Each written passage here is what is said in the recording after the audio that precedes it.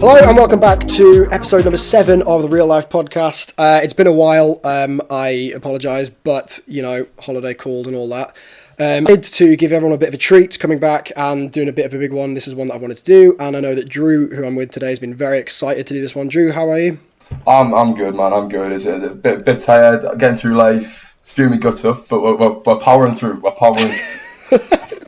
You've got to be very nice to Drew for this because he has gone from vomiting everywhere to just deciding that this was fine. So a lot of praise is going to be sent his way. Well, there you go. Fresh, I think, as we describe it. Yeah. Right. I think we have slightly differing opinions on the Marvel franchise, which is why I thought this was such a good idea. I'm not the world's most enormous Marvel fan, but I think they're a lot of fun. Whereas you, I think, get a lot more out of them. Yeah, I'd agree. I'm the first to go see them. I've not seen Thor yet. I've not seen the new Thor. That is something I'm desperate to do. Right. Yeah, this felt like a good time to get this one out because of Love and Thunder coming out and when it has now. So what I thought we could do is rank every single film in the MCU. But then I thought we'd be here for 7 million years, so we're not going to do that. We're just going to do top 3 instead. I think they don't have to be direct from the MCU, but as long as they're sort of vaguely connected, I think we'll probably get away with it. If that's all right. I can see where you're going with this. You can tell I'm cheating, can't you? But there we go. Yeah, I already know. Right, that's fine. I accept it. I consider putting those in my list as well, but then again, I thought they aren't MCU. I'm not going to lie to you. I have slightly cheated for definitely one of mine. I've absolutely cheated for, but I think the other two I definitely get away with. There's a lot of fun stuff in the MCU, which probably could have made its way into here, but I wanted to start before we go into our top 3 with a bit of a discussion about something that Martin Scorsese said and then Francis Ford Coppola joined onto, basically saying that they aren't real cinema. They're more, for a fan, they're more of like a fairground experience and that we don't actually learn any from them. And I wanted to know what you think about him saying that. It's bullshit. I can't lie. This is the thing. I'm a biased man. I know I am. However, saying that it's not real cinema, who are they to define what cinema is? That's not reasonable. That's not fair. Cinema can be whatever the hell you want it to be. So I can go to the cinema and watch, a Marvel film and I'll have the time of my life. But then again, I can watch a Martin Scorsese film that goes on for 3 hours and be bored to death by halfway through. So it varies. Like it's completely subjective, and it's not fair to categorize certain movies not in the cinema bracket. In my opinion, I think it's a bit outrageous. I think you're spot on because, and as you say, when you say these things, you can go to the cinema and watch them. So, kind of calling them not cinema totally defeats the point to me because you go and sit in the cinema and watch them. I think the main reason that Scorsese is saying this kind of thing is because he is kind of frustrated with some of the formulaic nature of them. Francis Ford Coppola, who was the one who made the more outrageous statements, basically said that he didn't want to go and watch the same film loads and loads of times, and that's why he thinks they're disgusting or whatever. And I said to him, well, I didn't say to him, but I'm saying to him now. Yeah, first name terms, me and Francis. I'm saying to him, this is an experience which has emotional resonance with so many people, and so you can't really just distract that. You've got to make the distinction between your personal taste and whether it's good or not. And I think that's kind of where these two come unstuck, is because actually not all cinema has to be serious and focused and legitimately meaningful. People give shit about these characters, and on the whole, that's validated their success. Endgame itself was a cinematic achievement, and that final battle was, a culmination of far too many films, but all of the films coming together to reach a big climax where the effects deserve praise and the world building deserves praise. That's where I think these films' merits come from, is their cinematography and their world building is something that, you don't see except for something like a Nolan film, but those only come along once every couple of years, and even then sometimes they're more subdued than others. Whereas this feels like an entire universe, a whole world has been constructed in the aim of, linking these characters together.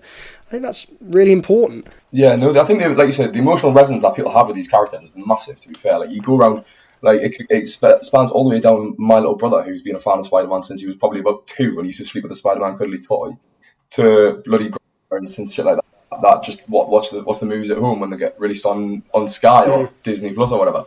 But the fact that in the implication that they're all the same movie repeated, I don't think that's a fair comment to make, because I think especially now, and obviously we'll talk more about it when we do a list. But obviously, especially now when they're introducing things such as the multiverse, stuff like that, there's twists and turns that I didn't see coming. That I think is really it's creating a fresh new kind of narrative in certain MCU films that they've not necessarily had in the past. So maybe they've even heard what these comments have been said about, oh, maybe the same film, hero fights villain, hero wins, blah, blah, blah. And they decided, right, okay, we're going to try and adapt it and try and change it, to throw in more twists, throw in more turns. I mean, for example, one of the last MCU films I've seen, I did not see there was a big twist in it. I did not see it coming one bit. Sure. And so it was good to watch. It was a nice change, yeah.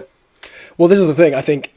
I mean, as you say, some of Scorsese's films are fundamentally boring. The Age of Innocence is really dull. There's some great, but it feels a little bit like he's just sort of struggling to cope with coming to terms with what the modern cinematic experience can be and changing his perspective on it. And it doesn't have to be as negative as he's making it. But I think we're both kind of agreed on that point. And so, on that note, I'd love to get on with our lists. So I want to know I want to know first if you have any honourable mentions that didn't quite make it into your list. I was just about to bring this up. To be fair, I have two honourable mentions that I want to. In fact, three to be fair that I want to throw in there. The first one being Guardians of the Galaxy, but that is simply based off of sentimental value because that's my dad's favourite Marvel film. Okay. And whenever we watch it, we laugh so much. Yeah. Same with my little brother. He finds Rocket hilarious. And I think, don't get us wrong, I think it's the best Marvel film. It's definitely not my top three. But for sentimental value, the amount of enjoyment I get from watching it, I think it's fantastic. It's unreal. Similarly, No Way Home. Yeah. I think No Way Home, same again, it's not the best movie, but for emotional resonance, and if you've not seen it by now, tough shit, I'm going to spoil it. But the fact that Andrew Garfield and Tobey Maguire turned up in that film, even though everyone already knew it, even though it was been spoiled months in advance, we went to the cinema to see that together, and I remember I'd already seen it, so I knew what was coming. And yours and I think it was maybe Matt or Drew's reaction, or a couple of the other lads. No shame at all when that happened to the cinema. I was like, yes, really, really loudly. Exactly, and I'm not being funny. I don't think Martin Scorsese films could create that kind of emotion. I don't think anyone's shouting yes in a Martin Scorsese film. I'm just putting that out there. Anyways, so that and then the last one I wanted to throw out there was Infinity War. And the reason I want to throw out Infinity War was because it's probably it was a very good film. And I really enjoyed it, and it definitely has its pros and cons. However, the reason it didn't make my list. This was probably the closest one to making it my list that didn't. The reason it didn't make my list was because I think there's just other films that are better. It's not necessarily that it was bad, but I just think there was aspects of it that could have been improved in the respect that I didn't like the ending when Thanos snapped everyone away. Right. And now I know that was the point of the film. I know that was the point of the film. But and I know it was building up into Endgame and that sort of stuff, but it almost felt just kind of, all right, I'll tell you what we'll do, we'll kill off all the characters. Okay. Just saying, the ending was kind of not exactly what I wanted it to be. I don't know what I did want it to be, but I know it wasn't that. Okay. And like I said, I know I set up a bigger film, and I know it led into something else, but for me, that was the problem I had with Infinity War. Okay. Yeah, but what about yourself, Dom? Have you got any honourable mentions? Go on, any? I do, yeah, and similar to yourself, to be honest, both Guardians films are in my honourable mentions. I think they sort of really nailed the tone of what they were going for, with using music as a way of showing that this was a journey about the personal character and their relationships and their kind of struggle was really well done, and both of them, as you say, are absolutely hilarious.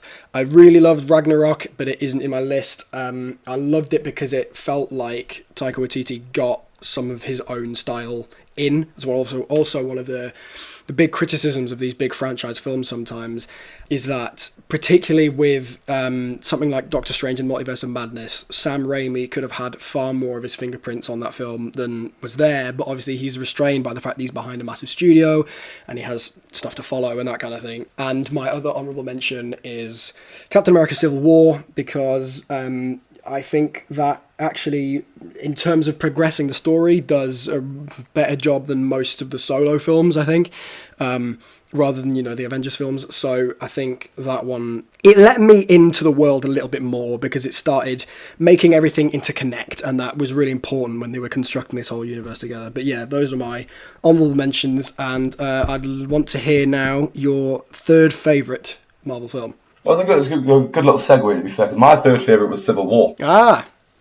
I have Civil War in third place, to be fair. And the reason I got it there is because I think, obviously, we talk about Endgame being a massive crossover, and it was, don't get us wrong, the final, I loved the final fight scene. There was loads of characters there. It was really, it was just, you couldn't focus on one thing. It was flipping between characters. It felt a bit I don't know. I don't know what the best way to explain it. It didn't feel fluid as what Civil War did. Right. I thought the crossover there between, I think it was 12 characters in the fight scene at the I think airport. so, yeah. It was the introduction of Tom Holland as Spider-Man. I thought that was a nice touch as well, because that was before, I think that was before Homecoming came out. Might be wrong. It was. You know, it kind of, it had a nice kind of, it had a nice, the narrative was really good in the respect that you've not seen these superheroes against each other. You know what I mean? They've always had a common enemy. So suddenly, when Zemo everyone over and just causes havoc, they turn on the morals and they're going at each other. And I think it was fantastic. And I think the fight scene at the end with Captain America and Iron Man, where Bucky's on the floor, is probably one of my favourite scenes in the MCU. It was fantastic. I thought it was really, really good. It was an introduction of Black Panther as well. Yes, it was there as well, which I also thought was quite. And obviously, Chadwick Boseman was fantastic, and it'll be a shame that he's not going to be able to carry on what he's done. Okay, so what was it in terms of, I don't know, maybe the way it looked or specific story beats that made it feel like it stood out from the others? Because I get what you mean about, obviously, it's a great introduction to most of the characters, but what did you feel like had it particularly above some of the others? Because something like Ragnarok that, involves the Hulk a lot and then brings in all these other characters which then become important, but you've got this one at number 3 on your list. So what is it that stands out for you? I guess it's just, to be fair, I think it went through a few different kind of points in the film. It started off obviously with the bombing in Austria, and that was quite, obviously that was kind of, Black Panther's kind of start, as you will. So obviously, like you say, it introduced characters and introduced them in quite a nice way. I think, for me, one of the reasons why it lends itself really well to being one of the standouts is because it kind of elevates itself. It knows that it is going to be one of the pillars of the franchise, and that was quite important in the marketing of the film. It really felt like this was going to be one of the ones to watch. If you were going to skip out some of the ones from the MCU, this couldn't be one of them. This had to be one of the ones that you watched to really engage in the story, and if you did miss it before you'd seen others, it was a really important one to come back to, and I think that's something that made it stand out, because then also people remembered it not because it was important, but also because it was good. It was directed by the Russo brothers, which tends to be the stronger in the franchise, or the bigger films in the franchise tend to be taken on by those two. They are the biggest blockbusters in the franchise, 100%. Yeah, they definitely know what they're doing in regards to that sort of thing. I remember, obviously, they did the Endgame and Infinity War as well. And I don't know if this was the first one that they did in the MCU. I'm not entirely sure. I couldn't tell you for a fact. But I think especially what they've done in the MCU and what they've been able to achieve is really special. I think if anybody's had as much of an impact on the MCU, probably apart from Kevin Feige, it's probably the Russo brothers. Their direction and that sort of stuff, and it's clear in the film that they've really kind of put a lot of effort into making it as as top tier as possible, as high quality, and they've done exactly what Scorsese has said that Marvel films don't. It's gone against the narrative. It's gone against the typical hero fights villain. It's different, and I like that because it's different. I think it lends quite well to a few characters. Like I say, has a nice balance, and overall it's a good, like I say, pillar in the MCU. It's really, really. I absolutely agree with you. And actually, a lot of people called it Avengers 2.5, and I totally get that. But also, what it has the benefit of is still being a Captain America film, and that means it kind of gets its own individual sensibility about it. It's not one of the Avengers films where it has to come under this big, massive banner of following, this kind of style and this structure. It's still a Captain America film, and as a result, all the little niches are there for him, and I think it's quite a simple structure, but it allows you to have these really great character interactions that doesn't become overwhelming and that people get remembered. And there was, I think, an original draft of the film with Wasp in it, and I think it was cut, that section, because there are so many characters in Civil War that they didn't want to do her a disservice or anything like that, and I think that's a really important move that they made, because that means that every character who's there gets their own stage. I think I would make sure it didn't overcomplicate it, to be fair. I think you introduced too many characters, you might have wondered, okay, well, Ant-Man was in that film, why wasn't there an Ant-Man? And Wasp kind of, not necessarily a massive arc, but kind of like a little bit of a storyline to that. Why wasn't that included or anything like that? And I think, like I say, they got the balance perfect. And I think one more thing I want to say on it is I think the relationship between Captain America and Bucky Barnes and the Winter Soldier is really good. I think it's really interesting how it develops throughout the film.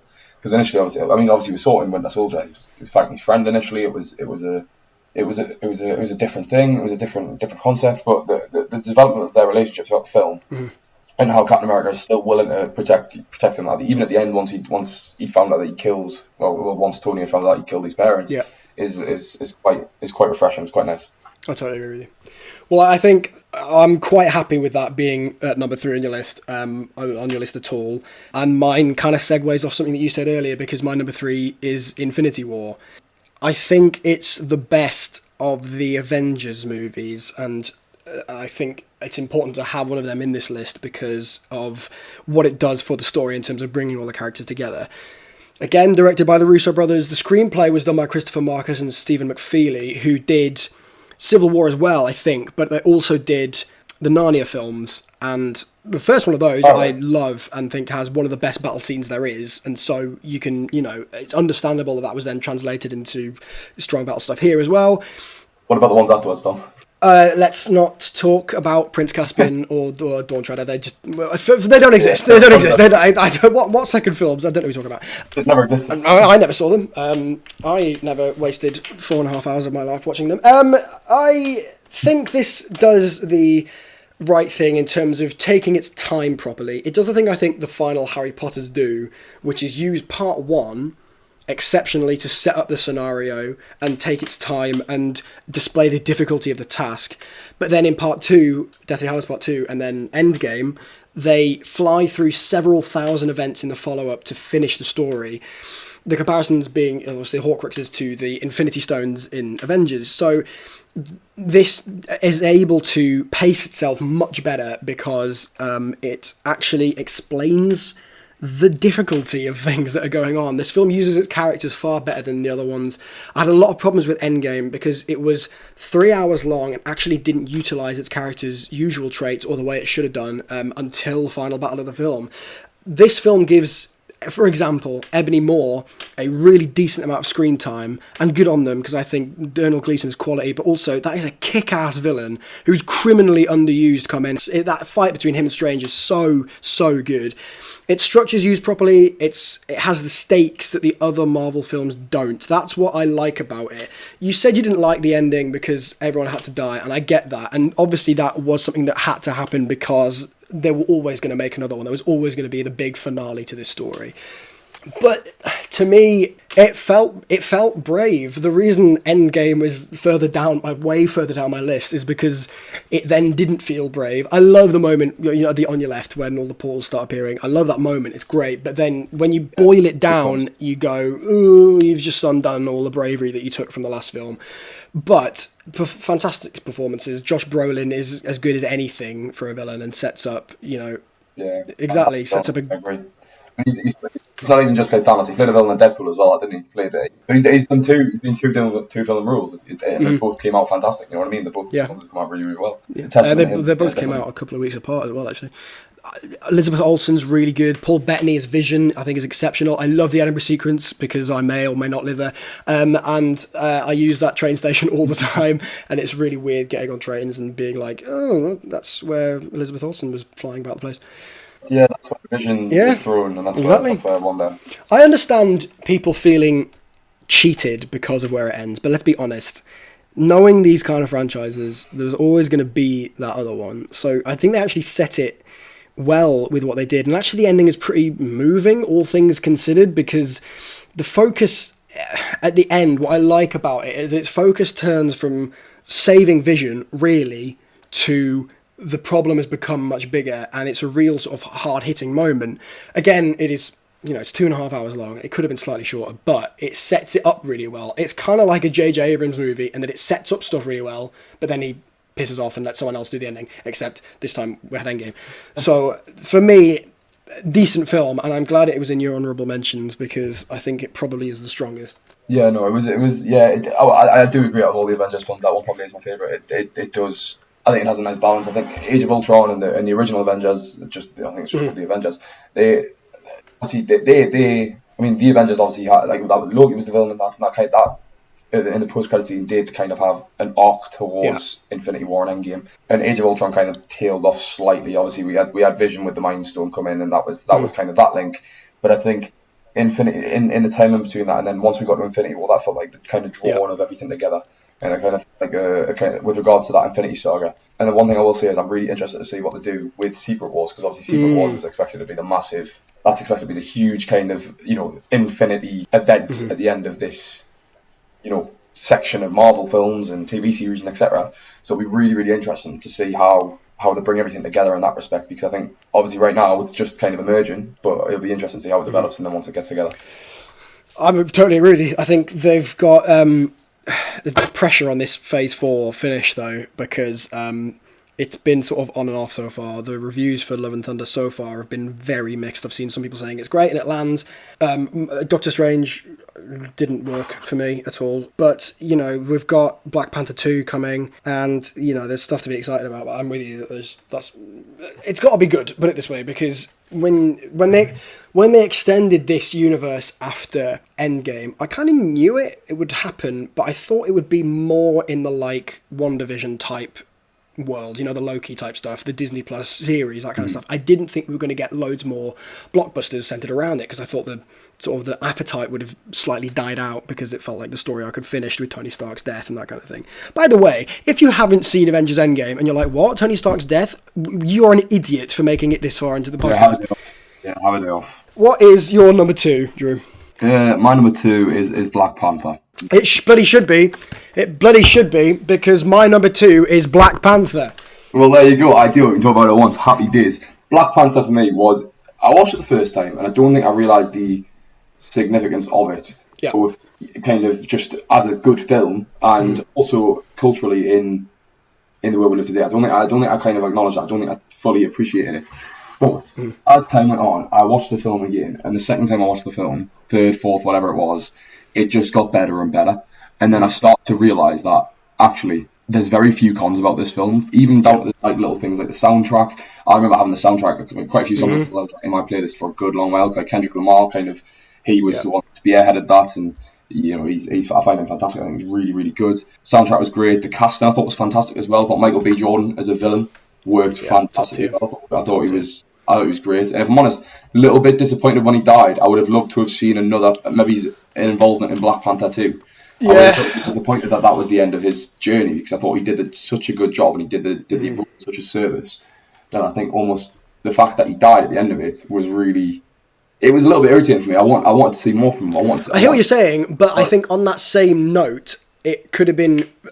This is what I mean. It has to be good. If Black Panther 2 isn't good, then I'm glad Michael B. Jordan isn't in it, because from there, I hate it when things stay too long, and then if something like the writing or the production goes down, then those characters are then tainted. Do you know what I mean? It becomes like you don't remember them as well as you should have done from their first performances, even if the second performance is just as good.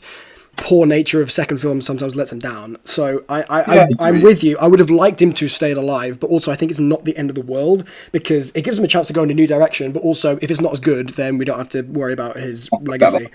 Yeah. Exactly. Yeah, you make a good point. I think, like I say, the casting was fantastic. It's obviously devastating what happened to Chadwick Boseman.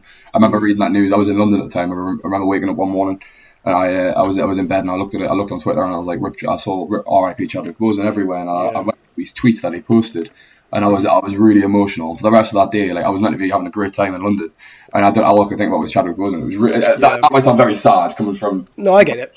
You know what I mean? Like, he was a massive character, and I thoroughly enjoyed not just his performances in the MCU, but even outside. Like, he did 21 Bridges with the Russo brothers as well. He did, that was really good. I really enjoyed that film. I thought it was fantastic.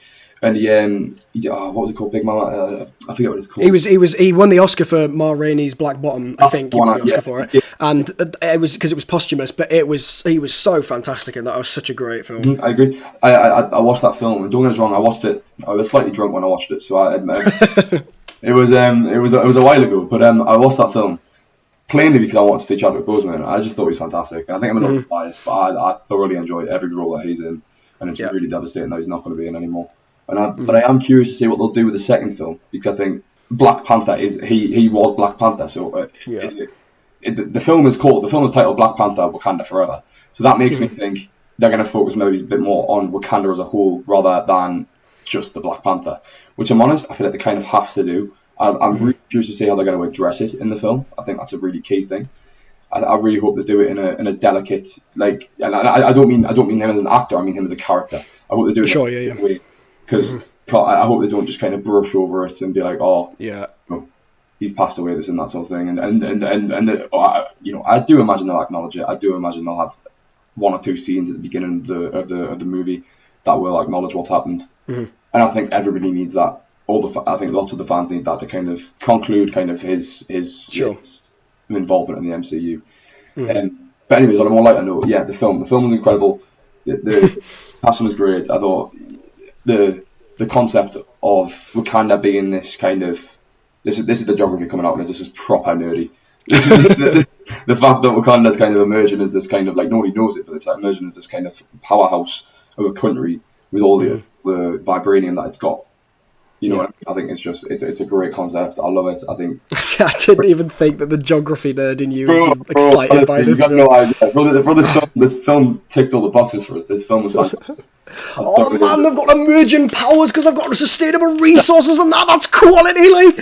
I don't appreciate the accent. That was sorry. You've done better. That's poor for your standards. Sorry. Yeah, move on. Anyways, yeah, go on. I want to hear your take. Well, okay, so it was directed by Ryan Coogler, which already gave Michael B. Jordan, an advantage because they'd worked with him before, and it was written by Coogler and Joe Robert Cole, who did The People vs. O.J. Simpson, the series, which blew loads of people away. That was a really popular and well-written thing, and translated very well onto the screen. The film took way too long to come out. It was planned to be made in 1992, and then it was 2017 when it finally came out, which, it's frankly too long. Half of me is annoyed because it would have changed a lot of... Here we go, two white guys talking about the impact of Black Panther, but... it would have changed a lot of, African-American or black kids' lives, even microscopically, but at least it would have been there as an influence on them growing up, seeing something on the big screen that represented them and that made them feel like they could be involved in these type of franchises. But I'm glad that it did eventually get made, and I'm glad that it got made. I'm kind of glad that it got made when it did, because I think with all the tools at Marvel's disposal, it got the execution it deserved. As you mentioned, great cast. Michael B. Jordan, Chadwick's very sad, but Letitia Wright is a really fun presence. She does her job really well. Yeah, I love Lupita Nyong'o, as everyone knows. She's great in everything. But actually, Martin Freeman is really good in it as well. Yeah, him and Andy Serkis. Yeah, good point. Yeah, him and Andy Serkis being the Tolkien white guys. And one of the performances, which it's not massive, but it just makes me laugh. Winston Duke, who I think's character name is T'Chaka, who is it lives up in the mountains. And that scene where Martin Freeman is talking and they all start drowning him out is one of the funniest things I've ever seen. It's so well written. Fantastic. The script's actually really good. It has sort of a sense of the usual MCU exposition or say what you're thinking stuff to move things forward, but actually what it does is focusing a lot more on character relationships rather than the if we don't do this everyone's going to die kind of stuff, which, given the personal nature of T'Challa's story, involving his father and that scene where he trans back, it was made to handle a more delicate subject matter, and I think that's really important. Lines like "my ancestors jumped from the ships because they knew death was better than bondage," like, boom, that's what I want to see in blockbusters. That kind of line is really, and it's slid in. It doesn't feel forced. It feels genuine. It feels like part of the story because of their situation, and so many memorable scenes. Again, I think this film, one of the reasons this film's in my top 2 is because this does the world building that I was mentioning earlier on better than most of them, to be honest. Even though this film got criticism for some of its CGI, the final battle stuff, it doesn't really bother me that much because the whole world that is built, my geography nerd coming out now, is like it's brilliant. The fact that it's hidden away, but then it has all this kind of, like, it's based on a real emerging power, and it functions properly, and it looks great, and I think it's genuinely powerful and great to see a world and a set of characters which don't just give a superhero story to the African community, but also aid the Avengers world themselves. Martin Freeman was quoted saying, it's all very well having the weight of this thing, but it then has to be a good film as well. And thankfully, it's really good. You mentioned the soundtrack, and the score by Ludwig Göransson is really, really well done. When Hans Zimmer was absent because he was scoring Dune for Denis Villeneuve, Nolan wanted Hans Zimmer for Tenet because he normally works with him. But then, obviously, Hans Zimmer was busy, so Ludwig Göransson stepped in, and Tenet is one of my favourite scores in the past, 20 years of film. It's so well done. If I want to concentrate, I just put that on and I'm away. It's great. It isn't too long. It could lose a couple of minutes, obviously, because most films can, but on the whole, it's a decent length. And also, it pulled in $1.3 billion, so, it's probably pretty good for many people when it did it. It was a very well-grossing film, yeah. Top 10 ever? That is a very good question. I'm going to Google it. For some reason, I've got a feeling it is. Do you know, I had someone tell me, while Google loads here, that Sonic the Hedgehog 2 had already beaten Titanic, and I looked at it, and they were talking out You're having me on. That's a load of rubbish. Yeah, no, it was garbage. Titanic's second.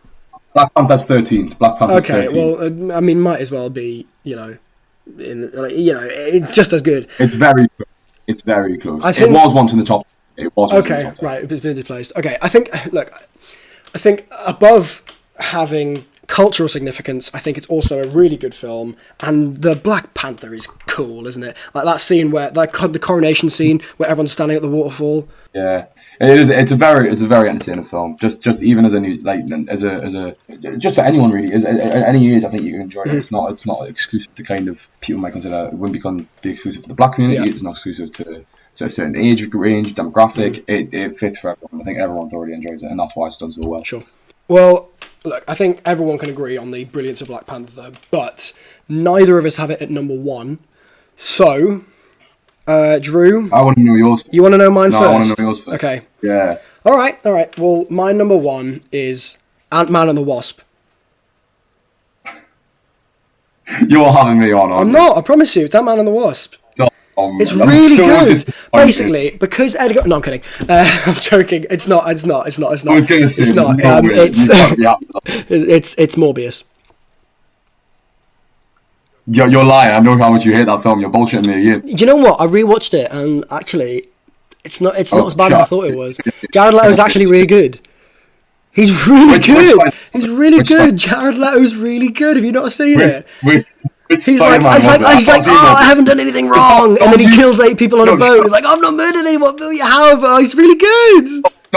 Tom, bro, you slated Morbius so much, I didn't go to the cinema to see it. That's because it's absolutely shit. Right, okay, my number one is... Which one of the Spider-Man? My number one is Spider-Man Into the Spider-Verse. It doesn't count! It does count! It does! You know what I was making my list this morning? Yes. I was going over my notes. I was looking through all the films. I was thinking, yes. Do I include different Spider-Man? I nearly texted you about having Spider-Man 2 and this in it being legitimate, but I then looked at our conversation. You knew I would have said no. Yeah, exactly. But this film's so much better than the rest of them. Right, this is the thing. I watched Into the Spider-Verse and I really enjoyed it. It was a nice change from your typical superhero film, animation. I know, but anyways, yeah, I did really enjoy it when I didn't go to the cinema. I just saw it on my telly when it came out on Netflix or something like that, I think. Mm-hmm. So I watched it then, and I did thoroughly enjoy it. But the fact I've not watched it more than once speaks volumes to me. Ooh, we're gonna have some disagreements about this film. Quite possibly. Right. Well, do you want me to talk about mine first, or do you want to tell me what yours is? I can drop mine. Mine. And this has always been my favourite. I've always said it. Can I have a guess? Go on. Is it Ragnarok? It is Ragnarok. Yeah, no. Ragnarok is by far the best Marvel film that there's been. I'm not gonna have a go at you for that because I do like Ragnarok. It's fantastic. It's an elite film. It's both hilarious yet dramatic in the respect that it focuses on Asgard. Having your home destroyed. It's obviously the realization that that Asgard is not a place, it's the people. Yeah. That realization at the end, and then obviously leaving on the ship sort of thing, and letting the whole place go to ruin. Like Hela as well. I thought it was fantastic. It's just the I don't know how to pronounce his name. What's it? Taika Waititi. Yeah, Taika Waititi. I thought he did a fantastic job, and the fact that the reviews for Love and Thunder have not been as good is really upsetting, because I was really hoping for a cinematic masterpiece this time around. I always find myself laughing when I'm watching it. That is a big thing for me. Like, obviously we talked about Guardians of the Galaxy being a funny movie. Talked about the got the tone right. I think Ragnarok. Yeah, I think one of the reasons Ragnarok works so well for so many people is because it was sort of one of the best examples in the beginning of Marvel starting to make comedy movies that just happen to have superhero movies in it. So I describe the Nolan Batman trilogy as essentially art house crime films, except that they just happen to have Batman in it. Whereas Ragnarok felt to me as if they'd set out to write, obviously with Taika Waititi there, it was inevitably going to be a funny film, a comedic film, and I think tonally for most of it, it lands very well as a comedy, except this time it just has Thor and Loki in it, and I think you're right, it's really, really funny. I think the world building's really good in it, and my only issue with it is that sometimes in Marvel films, when they do try and go down the route of comedy, they think it has to be joke every second, which means sometimes they don't all work, and sometimes they fall a bit flat, which means the dialogue loses weight. And that's one thing that Ragnarok did a couple of times, but on the whole it went really well, because the stakes are quite high in that film in terms of, as you say, the whole planet being sent to ruin and the villain being so incredibly powerful. It's not just the whole planet. She wanted to conquer the whole 9 realms. She wanted to start out on.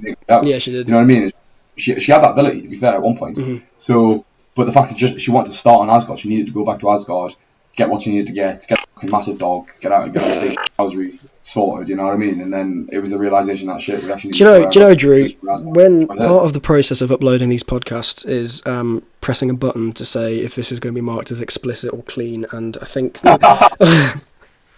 this is the most definite it's ever been. Surely you knew before you recorded this podcast with me that you were going to have to pop an explicit thing on there. Like, it's just... Yeah, I guess. Because we all know what I'm like. I can't really... It's not... I'm not complaining. It's just part of your lexicon.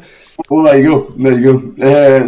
But no, I thought it was fantastic. 2 of my favourite scenes in that film. Get Help, I think it's something so simple but so effective at the same time. It's just it's silly humour, fantastic, and the other one was the snake scene where they've got Loki. Oh yeah. Thor throws a cannon at the start and he goes, "Oh, you're real," and then they start talking about the snake. You know, I'm not gonna have a go at you for that, because I have watched it multiple times because it is enjoyable. There's a lot of fun to be had with it. Jeff Goldblum, for example, there's a lot of fun. Fantastic, yeah. The Hulk not turning into the Hulk and just collapsing on the bridge is great fun. When Thor throws his hammer down the bridge to fly quickly to Asgard, and the gatekeeper has to just run behind him. Like, it's these little tiny gags, like, we tried to start a revolution, but we didn't print enough pamphlets. Like, all that kind of stuff is really, really great. I'm talking about an elite character in that film. Yeah. The one thing I will say as well, I think in that film was a nice development of Loki. I think that is the first film I think we see where there's a little bit.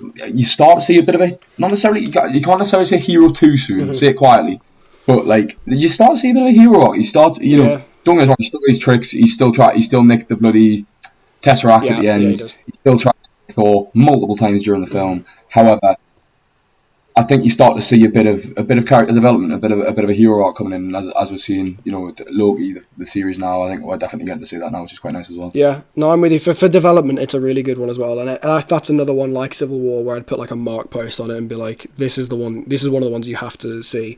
Yeah, key film. Which is bizarre because the other two Thors off.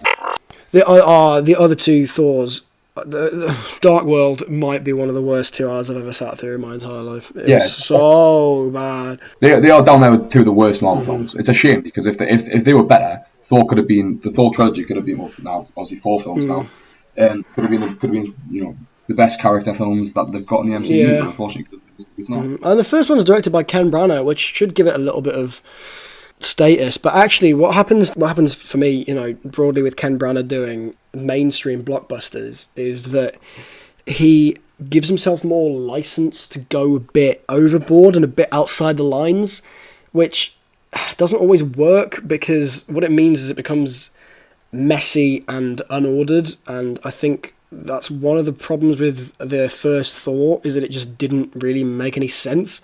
And when he did Death on the Nile, which was a much more mainstream film that had a cast that everyone was going to go and see it in, he kind of just gave up merit for having fun. It's a fun film. It was alright. I enjoyed it, but I didn't love it. It wasn't great. It wasn't very good. It was just fun. Whereas Belfast, which was a personal story, which he doubled down on and ended up getting more recognition than any of the others. He knew it wasn't going to be like the most sellout film ever, but it was a personal story, and it's probably my favourite film from last year. It was really, really like touching and very well done and human and emotional, whereas you look at that and then you compare it to the first Thor and you think, this man has not cared as much about this project as he has others, and I think that's kind of where it lets itself down. Yeah, man. Yeah, I think it's a fantastic film, elite sort of thing, and obviously the other Thors aren't as great, but I can look past them, because Thor Ragnarok is going to sit at the top of my list until I see another one that comes by that's better.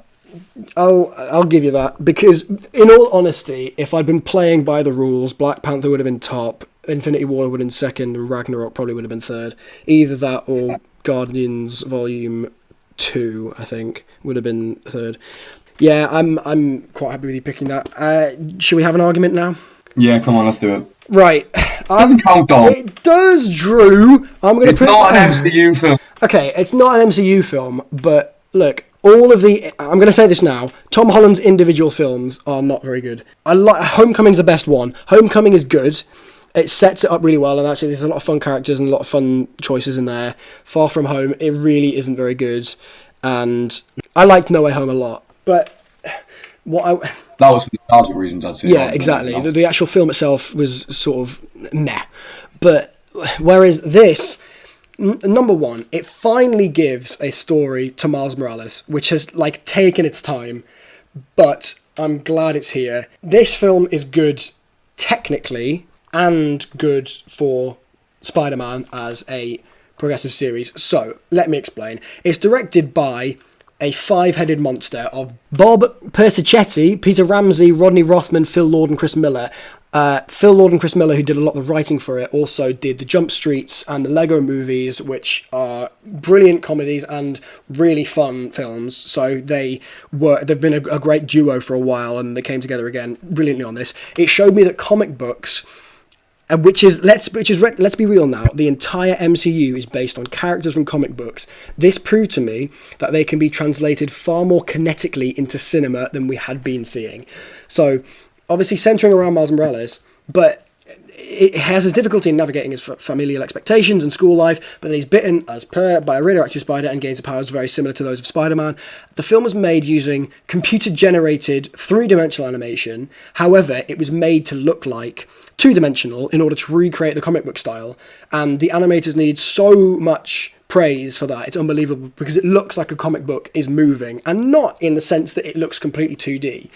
It brings it to life in a way that still obviously is very clearly this 2D cell style kind of animation, but done in this 3D computer generated way, but looks like the characters in the comic books that we know. The best way they do that, and people criticised it, and it's sort of you can take it either way, the background art is kind of lost on occasion sometimes, perhaps in the name of saving time in production or whatever, or diverting attention from the audience to action in the foreground.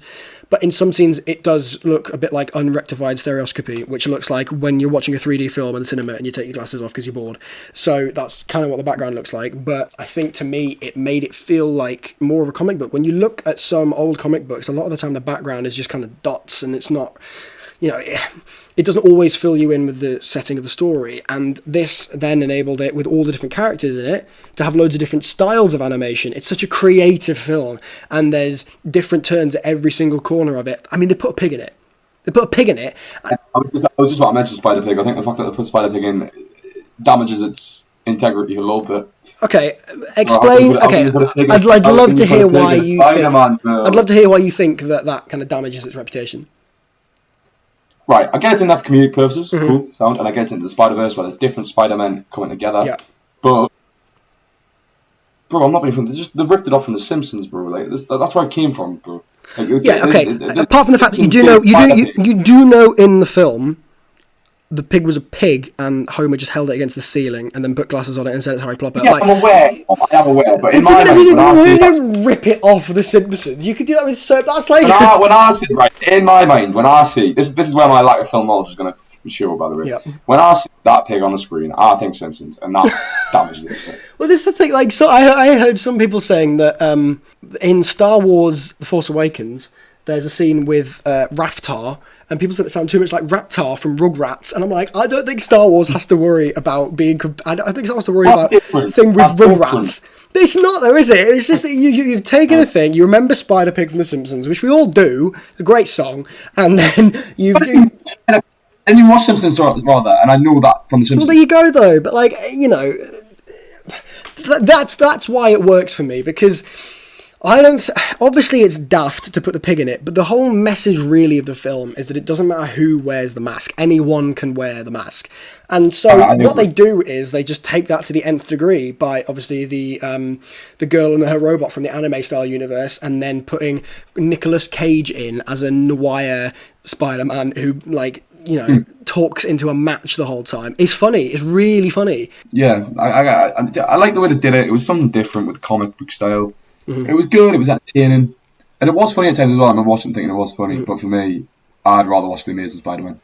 You see, I love The Amazing Spider-Man, but this is definitely better. Matt Moffat, come at me. If you're listening to this, we'll see what happens. Do you know what, Matt? I'm going to back your corner on this. Drew Blackett thinks The Amazing Spider-Man is better than Spider-Man Into the Spider-Verse. I'll stand by it. I will take that to my grave. They spend 20 minutes trying to cut up a fish. They spend 20 minutes arguing about Branzino, Drew. Anyway, we were talking about the comedies being dressed up in the thing. This fits perfectly with that, except this is more of a Spider-Man film. It's funny. Like, it's really funny. Like, laughs every few seconds funny. There's a scene when he's barely become Spider-Man, and he goes to the top of a building and looks over the New York skyline as if he's about to, like, jump across a building and be, you know, this big superhero moment, and the music builds up and it just cuts, and it cuts to him walking down the stairs really quickly because he didn't want to do it. It's just stuff like that. It's really kind of... it's personable, and it gives Miles Morales the proper kid feel, which none of the other Spider-Mans really have done, let's be honest, in terms of making it feel like an actual kid. Well, I agree that the probably 100%. You look at Tobey Maguire, you look at Andrew Garfield and Tom Holland, none of them give off high school vibes. That is what they're meant to be, high school. They're not. Andrew Garfield was 27 when he played that role. Sure. He did not work at high school. No, he didn't. It wasn't the way it worked. So I will give you that. However, if we're talking as a whole, I don't think it's as good. Okay. Well, you mentioned the soundtrack on Black Panther, which was really good. I would argue this one is better. I don't think there is a single song on the soundtrack which doesn't slap. And there's links from the songs. There's links from the songs as well into the film. What's Up Danger starts with the alarm theme that plays whenever Mahershala Ali's Prowler is on the screen, and it fits really, really well. Like, at the beginning of the film, Miles is listening to Sunflower, and he's trying to sing along, and he doesn't know the words. We've all done that. We've all tried to sing along to a song that we don't know the words to.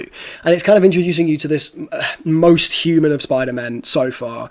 And look, it's 117 minutes long, which is probably the perfect length for this kind of a film. But I really appreciate how easily it could have gone wrong with the whole five-headed monster directing thing.